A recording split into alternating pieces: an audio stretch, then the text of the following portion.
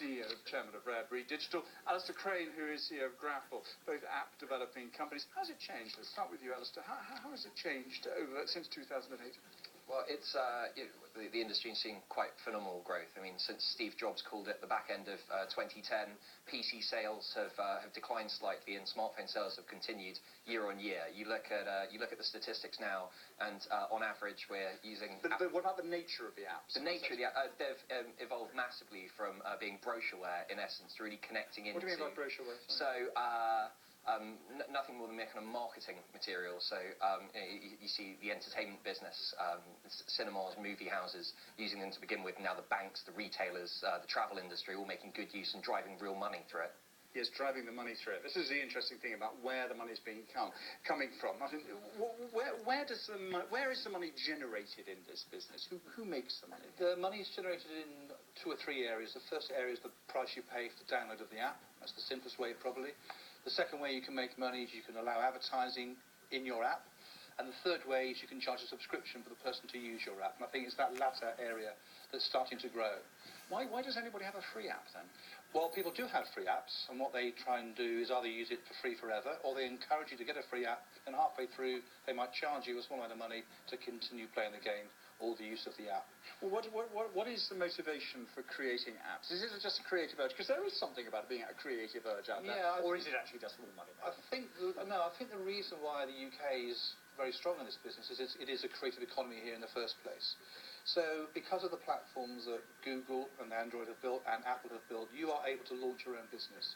That is why out there in bedrooms all around the world there are entrepreneurs thinking up the latest app which they can launch for not much money. Is that where the innovation is coming from?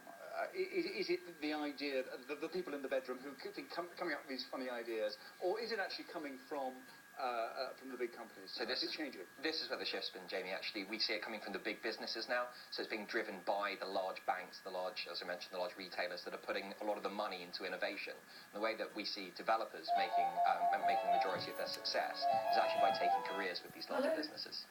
So how do you build a really good app? What's the secret to it? It all starts way before writing a line of code. So it's about taking an idea and actually going through a really well thought out creative process.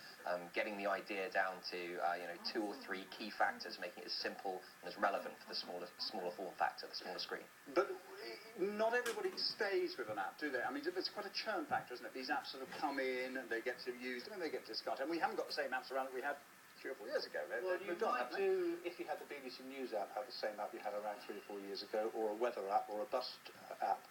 But the business is incredibly fast. So if you're going to develop an app, you better well have a budget along for the next 2 or 3 years to make sure the app is as relevant in 2 years' time as it is today. It is very, very fast. And the second thing is someone's going to copy you. Halo is not the only game in town. Is there any copyright? No, you can think out, well, you can't in any business copy the name, but anybody can copy the functionality of what an app does. You can do that. Like I can open a sweet shop next to a sweet shop. There's no copyright. So you can actually copy the same functionality, the same program, as it were, within the app, but you've got to call it something a bit different. Yeah, call it something else. So it's very, very fast. So to Alistair's point, you better have the best-looking, most creative app you can get your hands on, and that'll be your difference in the marketplace. And where's this business going, do you think? Is it becoming more interactive, or is it because at the moment it is just like, well, as far as I can see, I'm just the user. I sit there, I press a button, I get the service, whatever. I mean, the shift to bigger companies investing in this product.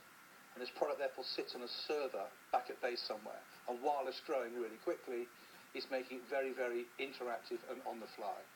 Well, very, very briefly, what's your view of the future? Technology advancements you've just seen from the Google conference earlier this week, the way they're bringing mobile browser to interact with desktop browser. It's only a matter of time before big brands start using it for real commercial gain. Fascinating stuff. Martin Bradley and Alistair Crane, thanks very much indeed for that. Thank you.